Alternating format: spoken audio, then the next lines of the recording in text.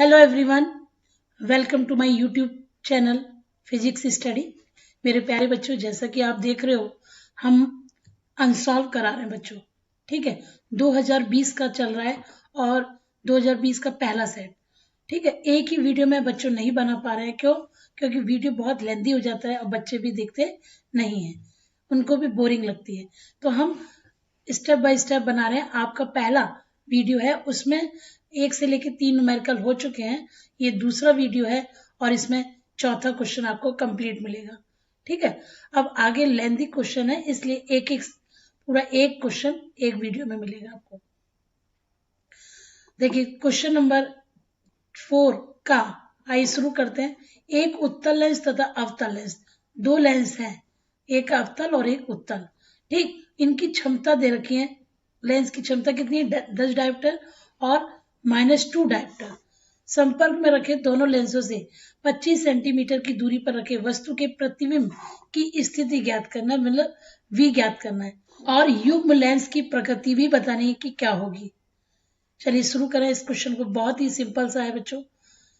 आपको जो दिया रहता है ना, पहले उसको लिख लो। P1 कितना दिया है? 10 डायोप्टर और P2 -2 डायोप्टर। तो इसकी संयोजन की क्षमता निकाल लो। संयोजन क्षमता का सूत्र क्या होता है? P बराबर P1 प्लस P2। तो हम निकालेंगे 8 डायोप्टर। आपको U दिया है कितना? -25 सेंटीमीटर। V निकालना है तो U आपका -25 सेंटीमीटर। लेंस फॉर्मूला लगा दो। लेंस फॉर्मूला आपको पता होना चाहिए, 1/f बराबर 1/v माइनस 1/u होता है। F की वैल्यू आप निकाल चुके 25/2 मैंने रख दिया। 25/2, ये 2 ऊपर जाएगा, 25 हो जाएगा। 1/v प्लस, और ये माइनस में था ना u, तो माइनस और माइनस मिलकर प्लस का हो गया। तो 1/v बराबर ये 2/25 है, और 1/25 को जब इधर ले जाओगे पक्षांतर करोगे तो माइनस का हो जाएगा। और अंश हर तो सेम ही है, 25 तो घटा दो, 2 में से 1 क्या, कितना बचेगा? 1। तो ये 1/v बराबर 1/25।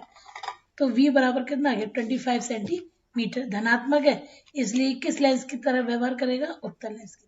देखिए ये क्वेश्चन 2019 में भी आया है बच्चों, और बहुत ही इंपॉर्टेंट है। थोड़ा बड़ा है लेकिन इंपॉर्टेंट है। 3 नंबर का है, कहीं कहीं किसी पेपर में ये 5 नंबर का भी दिया है। कह रहा है यंग के द्विक रेखा क्षेत्र के प्रयोग की सहायता से फ्रिंज की चौड़ाई का व्यंजक प्राप्त कीजिए। आपको इसको 3 स्टेप में क्लियर करना है, 3 या 4 स्टेप में। देखो, पहले फ्रिंज चौड़ाई के व्यंजक के लिए सबसे पहला काम है तो पहले फिगर बनाओ। ठीक, दूसरा इसकी पथांतर निकालना है, तीसरे में इसमें स्थिति निकालनी है, चौथे में आपको फिर आप इसके लिए क्या निकाल सकते हो? फ्रिंज चौड़ाई निकाल सकते हो। ठीक है, अब देखो पहले आप फिगर समझो। ये XYZ पर्दे हैं। S यहाँ इस पर्दे पर S एक छेद किया हुआ है, जिससे एक वर्णी प्रकाश हो जाएगा। दूसरा पर्दा जिसमें छोटे छोटे 2 छिद्र हैं, जिसको हम स्लिट कहते हैं, S1 और S2। तीसरे पर्दे पर हम फ्रिंजों को प्राप्त करते हैं।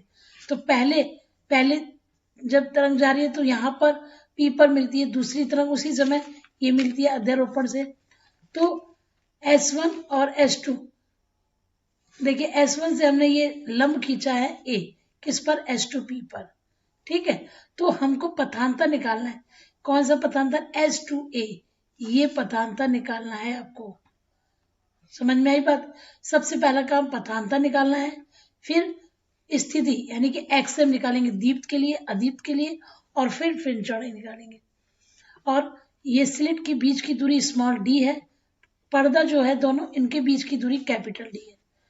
ठीक है, और ये केंद्रीय पॉइंट है O। P और O के बीच की दूरी XM, जो स्थिति हम लोग लेंगे। अब देखो वही इसको आप जब लिखेंगे तो इसको पूरा बता दीजिए। ये XYZ 3 पर्दे हैं, इसी तरह से जैसे फिगर में बना है उसी तरह से आप बता दोगे। लैंग्वेज लिखते तो बहुत बड़ा हो जाता है, इसलिए हमने इसमें चित्र की लैंग्वेज नहीं लिखी है। ठीक है, अब देखो हम शुरू करते हैं कि रेखा चित्र S1 व S2 से बिंदु P तक पहुंचने वाली तरंगिका के बीच जो पथांतर है, पथांतर कितना होगा? S2A। S2A कैसे निकलेगा? S2P में से आप S1P घटा दोगे तो S2A निकल जाएगा। वही लिखा है, S2A में से H2P माइनस S1P। अब हमने दो त्रिभुज लिए क्योंकि S1 से H2P पर लंब डाला जाता है तो ये 90 का है और ये एंगल थीटा है, ये भी एंगल थीटा है C वाला। तो अब हम दो त्रिभुज ले रहे हैं। ये दोनों मैंने त्रिभुज अलग करके दिखा रखे हैं बच्चों। एक S1 AS2 ये 90 डिग्री है, लंब है, और दूसरा COP, ठीक है। अब हम इसमें त्रिभुज की समरूपता का नियम लगाएंगे। त्रिभुज की समरूपता का नियम क्या है कि CP भुजा जो है S1 S2 के बराबर है और OP बराबर नहीं, सॉरी, अनुपातिक है। OP किसके अनुपात में होगा? A1 S2, तो OP S2A या AS2 ऐसे ही लिख सकते हैं। अब हमने क्या करा, देखो ये H2A को हम इधर ले गए ऊपर, यहाँ H2A अपॉन नीचे तो यही है इक्वल, और जो CP था वो नीचे ले आए, CP यहाँ आ गया, तो H2A अपॉन S1 S2 बराबर OP अपॉन CP हो गया। अब ये देखो CP, ये जो पॉइंट चित्र में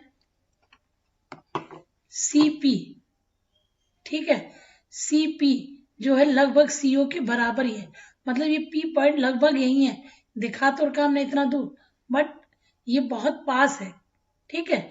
तो इसलिए हम CP को क्या लिख सकते हैं? लगभग CO।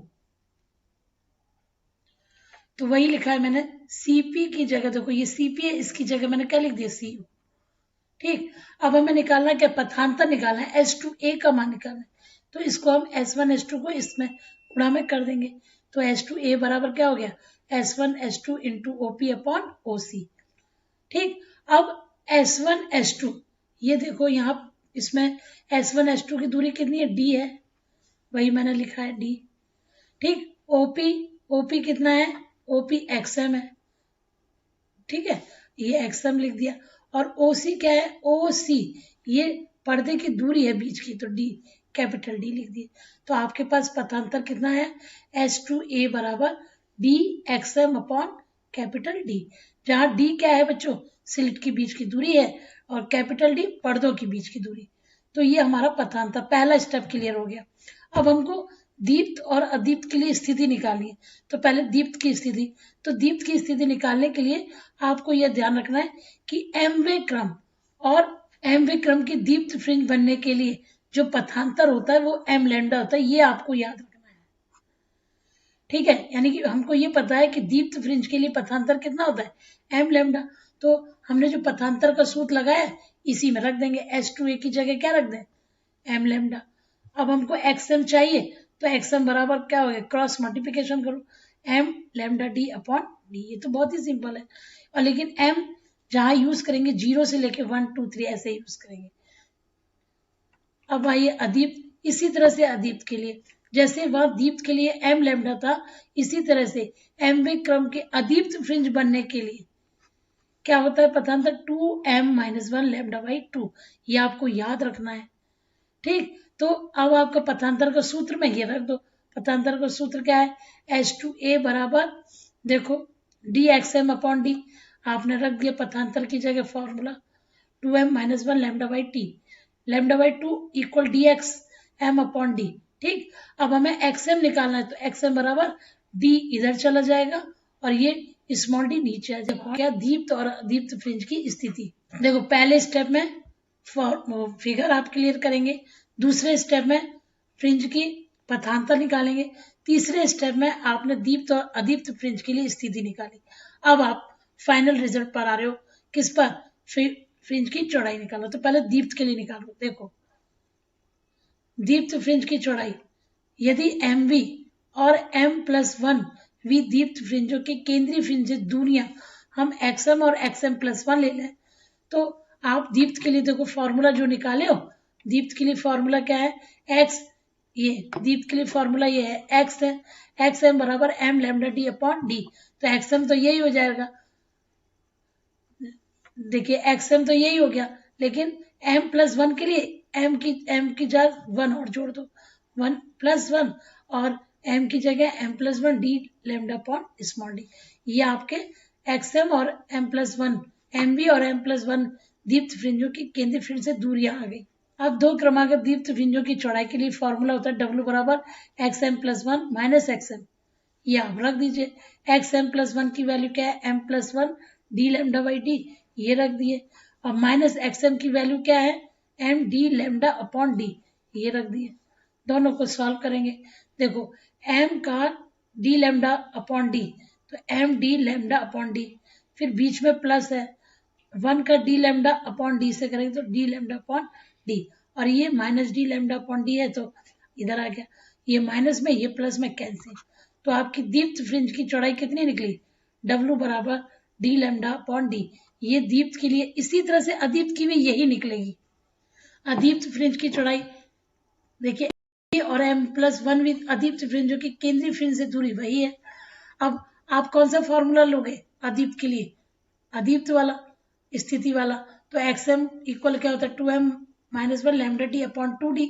अगर इसमें M+1 करना है तो M+1 करोगे तो +1, और इस M की जगह +1 देखो लगा है, इसको थोड़ा ब्रैकेट में ले लिए M+1, ठीक है, -1 और इन करली bracket lambda D upon 2D।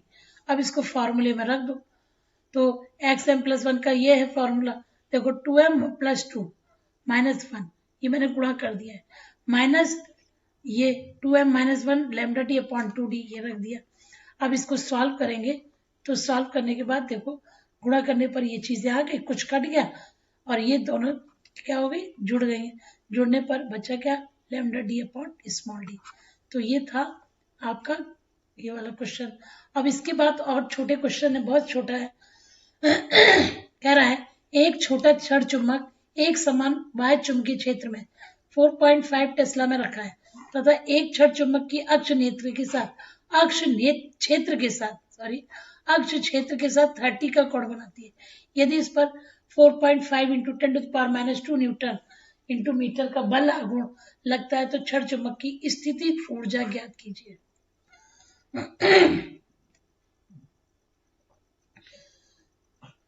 चुंबकीय क्षेत्र आपको दे रखा है B बराबर 4.5 टेस्ला, ठीक है, ये चुंबकीय क्षेत्र है। और θ1 कितना दे रखा है, 30 डिग्री। θ2 0 है। चलिए टाउ कितना है, 4.5 इंटू 10⁻² न्यूटन। आपको स्थितिज ऊर्जा, ये U क्या है, स्थितिज ऊर्जा, ये ज्ञात करना है। और स्थितिज ऊर्जा का सूत्र होता है U बराबर mb cos θ2 माइनस cos θ1। लेकिन यहाँ m आपको नहीं पता, चुंबकीय आघूर्ण है, और चुंबकीय आघूर्ण का सूत्र होता है टाउ बराबर b sin θ। ये मैंने रख के इसको सॉल्व कर लिया है, m की वैल्यू यहाँ निकाल ली, और निकालने के बाद इस फॉर्मूले में रख दिया U। देखो U और m का मान ये आया है, इंटू b का मान 4.5 cos 0, θ2 0 है इसलिए cos 0, माइनस θ1 30 है तो 30 रख दिया। और cos 30 का वैल्यू क्या होता है बच्चों, √3/2। इसको सॉल्व करें और √3 की भी वैल्यू 1.73। इसको जब रख के सॉल्व करोगे तो ये आंसर कितना आएगा, U बराबर 1.215 इंटू 10⁻² जूल। क्वेश्चन और बचा है, एक अनंत लंबाई के एक समान आवेशी सीधे तार का रेखीय आवेश घनत्व लैम्डा, ये इसको लैम्डा से प्रदर्शित करते हैं, 10 इंटू 10⁻⁸ कूलम पर मीटर है। तार से 2 सेंटीमीटर लंबवत दूरी पर उत्पन्न विद्युत क्षेत्र की तीव्रता E निकालना है। आपको R दिया गया है, E ज्ञात करना है। तो रेखीय आवेश घनत्व लैम्डा से प्रदर्शित करते हैं, और ये दिया 10 इंटू 10⁻⁸। इसको सॉल्व कर लो, 1 पावर 1 हट जाएगा, 10⁻⁷ कूलम पर मीटर बचा। R 2 सेंटीमीटर दिया, इसको मीटर में बना लिया, ठीक है। E निकालना है। सूत्र अनंत लंबाई के सीधे आवेशित तार के कारण वैद्युत क्षेत्र का फॉर्मूला क्या होता है, E बराबर 1/2πε0 लैम्डा अपॉन R। अब देखो मैंने एक काम करा इसमें कि 2 का ऊपर नीचे गुणा कर दिया। क्यों करा मैम, इसलिए करा बच्चों कि 1/4πε0 का मान आपको पता होना चाहिए, 9 इंटू 10⁹ न्यूटन मीटर स्क्वायर पर कूलम स्क्वायर होता है, ये मान पता है। इसको हमने 4 बना लिया तो हमको डायरेक्ट इसका मान रख सकते हैं, और 2 ऊपर आ गया। अब हम इसका मान रख दिए, 1/4πε0 का मान डायरेक्ट रख दिए, 2 और लैम्डा का मान 10⁻⁷ है, नीचे R का मान 2 इंटू 10⁻⁷ -2 से 2 कैंसिल, तो E कितना आ गया 9 × 10⁴ न्यूटन पर कूलम। ठीक है, ये फाइनल आंसर है। अब देखिए बच्चों, आपको मैं अनसॉल्व करा रही हूँ, तो कोई भी दिक्कत आ रही है या किसी क्वेश्चन को आपको समझ में नहीं आए तो आप कमेंट्स करके जरूर पूछें। और आप लोगों से रिक्वेस्ट है कि अगर आपको अच्छा लगा है तो लाइक कर दीजिए, शेयर कर दीजिए, और अगर कुछ कम समझ में आ रहा है तो उसको भी कमेंट्स करके बताओ कि मतलब क्या प्रॉब्लम है, मैं वहीं पर आपको क्लियर करूंगी। ठीक है, आपको इसके बाद 5वां क्वेश्चन अगले वीडियो में मिलेगा, 3rd वीडियो में, और ये आपको लगातार वीडियो मिलते रहेंगे। ये इसके बाद 3rd वीडियो, 5वां क्वेश्चन हम पूरा कंप्लीट उसमें करेंगे, जितने भी क्वेश्चन है। Thanks for watching.